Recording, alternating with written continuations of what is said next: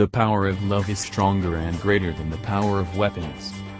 We can conquer hearts and minds of peoples and nations by love, but never through guns. Let's fight with the weapon of love and not use the weapon of bullets.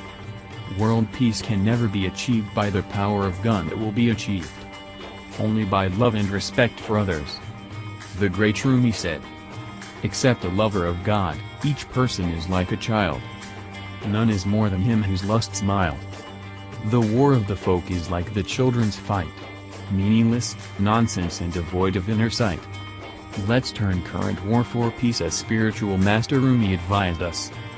The anger and wars of mankind befall for peace's sake. Restlessness is always a trap for the coming placidness. For friendship a man can look after a poisonous snake, and bears pain for a friend who turns to be faithless.